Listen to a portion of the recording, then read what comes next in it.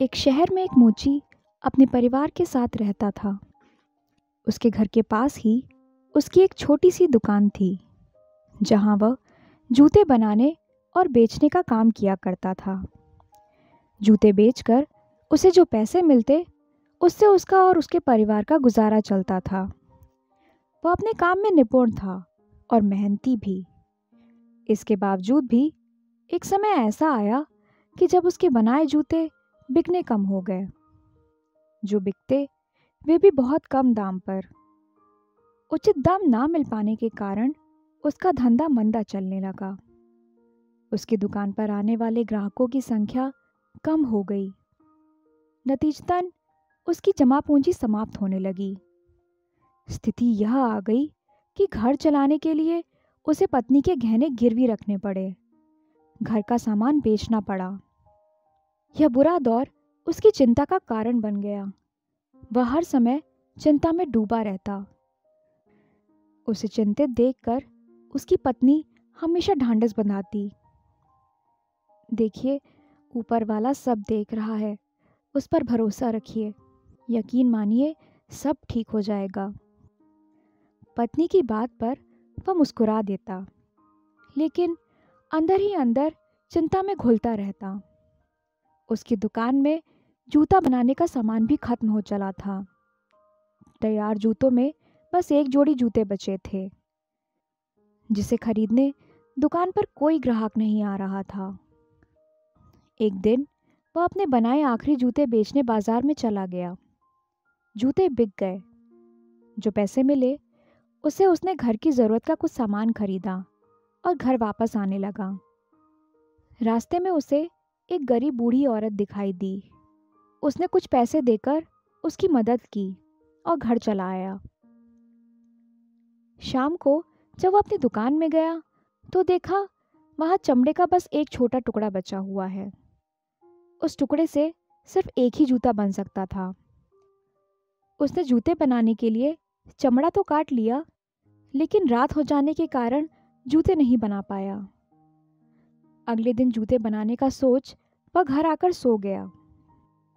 अगली सुबह जब वह अपनी दुकान पर गया तो चकित रह गया। जहां वह चमड़ा काट कर रख गया था, वहां बहुत ही सुंदर जूते रखे हुए थे। इतने सुंदर जूते उसने कभी नहीं देखे थे। उन्हें बेचकर जब वह बाजार गया तो उसे उसके बहुत अच्छे दाम मिले। वापसी में घर के लिए कुछ सामान के साथ ही उसने जूते बनाने का सामान भी खरीदा। कुछ पैसे उसने ज़रूरतमंदों को दान में भी दिए। उस रात उसने 2 जूते बनाने के लिए चमड़ा काट कर रखा। अगली सुबह दुकान में उसे 2 जोड़ी सुंदर जूते मिले। वह हैरान था। जब उसने यह बात अपनी पत्नी को बताई तो पत्नी बोली, देखा, मैंने कहा था ना कि ऊपर वाला सब देख रहा है। उसी का आशीर्वाद है कि कोई नेकदिल इंसान हमारी मदद कर रहा है। और फिर अगले दिन बने बनाए जूते मिलने का सिलसिला जारी रहा। 1 से 2, 2 से 3 और फिर रोज़ उसे कई जूते मिलने लगे। वे जूते ग्राहकों को बहुत पसंद आने लगे। बाजार में उसका नाम हो गया और उसकी दुकान में ग्राहकों की भीड़ बढ़ने लगी। अच्छे दाम में जूते बिकने से मोची ने अच्छा खासा पैसा कमा लिया। उसकी आर्थिक स्थिति सुधर गई। वह और उसकी पत्नी सदा मन ही मन उन नेकदिल लोगों का धन्यवाद करते थे, जो रोज रात उनकी दुकान पर आकर जूते बना जाते थे।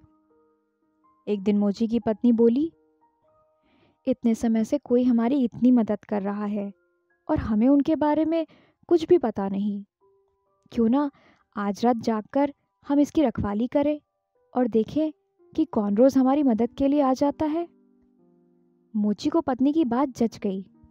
उस रात दोनों सोए नहीं, बल्कि दुकान में जाकर छुप गए।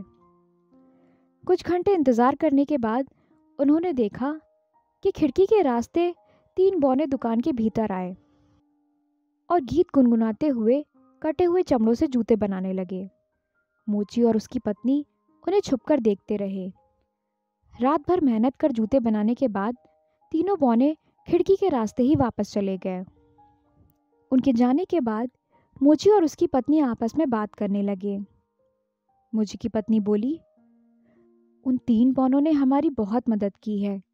हमें उन्हें उपहार देकर अपनी कृतज्ञता व्यक्त करनी चाहिए। तुम ही बताओ, हमें उन्हें उपहार में क्या देना चाहिए? तुमने ध्यान दिया, उनके कपड़े और जूते पुराने हो चुके थे। मैं उनके लिए नए कपड़े सिल देती हूँ और तुम उनके लिए नए जूते बना देना। मोची मान गया। बाजार से सामान लाकर वे बौनों के लिए कपड़े और जूते बनाने लगे।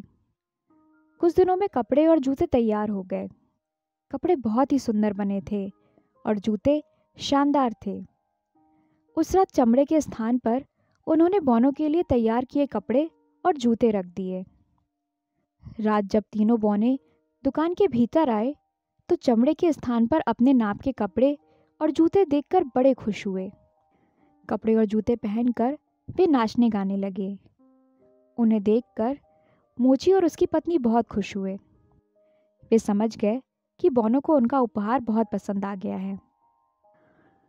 उस रात के बाद कुछ रोज तक मोची ने देखा कि उसके काटे गए चमड़े दुकान में जस तस पड़े हुए हैं। बौनों ने वहां आना बंद कर दिया था। मोची समझ गया कि बौने अब कभी नहीं आएंगे। बौनों को मोची की जितनी मदद करनी थी वे कर चुके थे।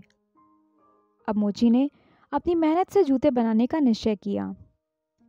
इतने दिनों में उसे ग्राहकों की पसंद नापसंद का अंदाज़ा लग चुका था और हुनर की उसमें कोई कमी नहीं थी। मेहनत से वह जूते बनाने की अपनी कला को और निखारने लगा। अब उसके बनाए जूते भी बौनों द्वारा बनाए गए जूतों जैसे सुंदर थे। ग्राहकों को उसके बनाए जूते भी पसंद आने लगे। वे उसकी दुकान में आते रहे और उसकी दुकान सबसे सुंदर जूतों वाली दुकान के रूप में शहर भर में मशहूर हो गई। आशा है आपको आज की कहानी पसंद आई होगी। ऐसी ही मनोरंजक कहानियों को सुनने के लिए वीडियो को लाइक, शेयर और चैनल को सब्सक्राइब करना ना भूलें। फिर मिलते हैं एक और कहानी के साथ। धन्यवाद।